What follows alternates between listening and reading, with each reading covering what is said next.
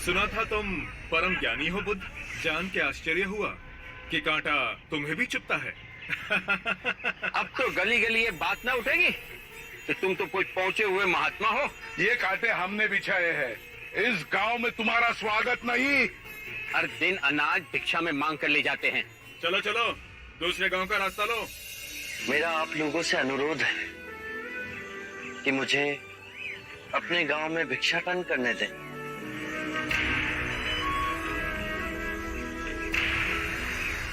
ठीक है, भिक्षा चाहिए तो दे अपने रक्त की आहुति।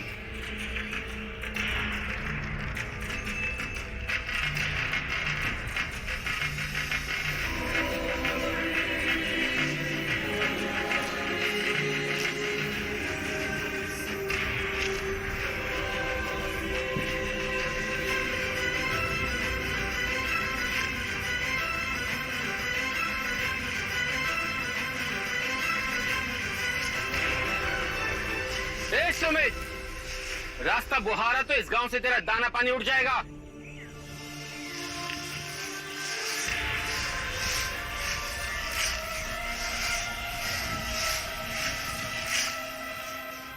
आप गांव में प्रवेश कीजिए। इन मुट्ठी भर लोगों से कई अधिक लोग आपको भिक्षा देने के लिए आतुर हैं।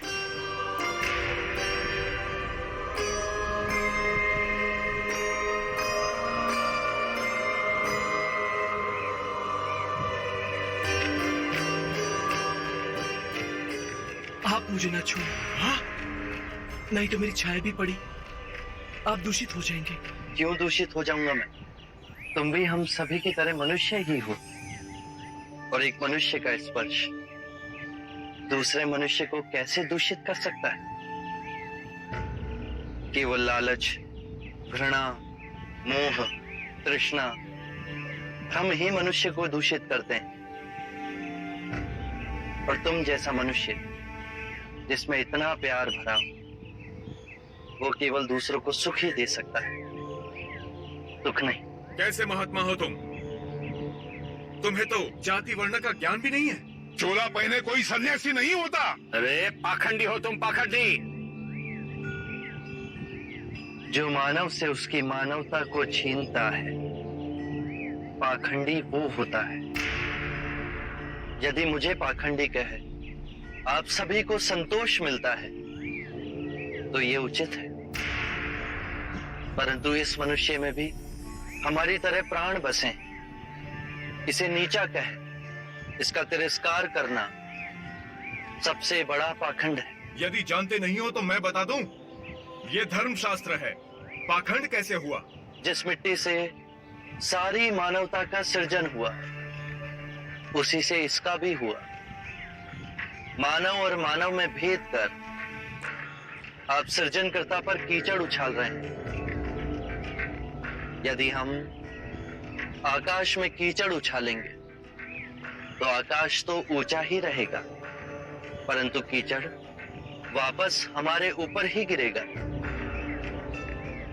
आकाश ने तो भेद नहीं किया, वो हम सभी को एक पिता समान ढके हुए है।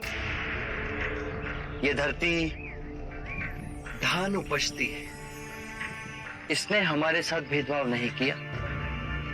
ये हवा हम सभी के लिए समान बहती है।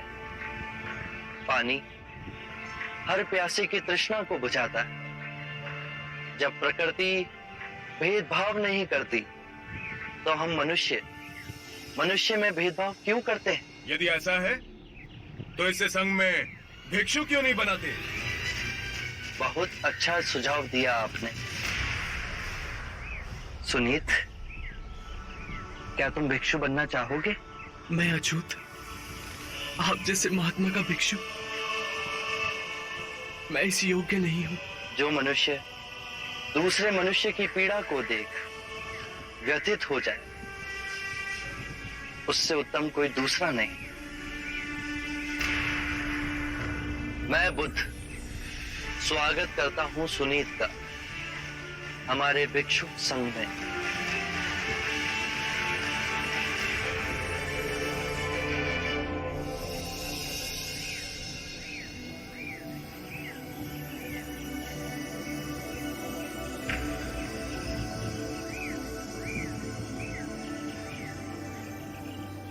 सारा जीवन किसी ने दया के दो शब्द ना कहे मुझसे, और आज इतनी करुणा बरसी है। पहली बार ऐसा लग रहा है कि मैं भी मनुष्य हूं,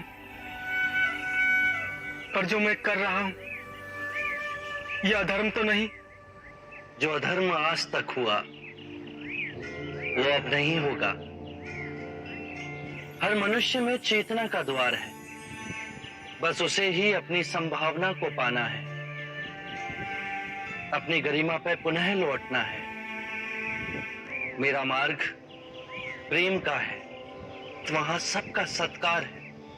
गंगा, यमुना, ऐरावती, सरयू, माही, ये सब नदियां हैं, और ये सब अंत में वह सागर में मिल जाती हैं। वहां उनका ना भेद होता है, ना ही नाम। उसी प्रकार जिस भी मनुष्य ने अपना ग्रह त्याग कर सत्य के पथ पर चलने का निश्चय किया, चाहे वो ब्राह्मण हो या क्षत्रिय, वैश्य या शूद्र ही क्यों ना हो, उसी महासागर में विलीन हो जाते हैं।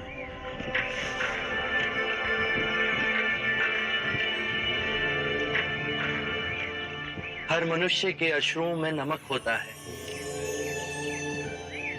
उसके लहू का रंग लाल होता है।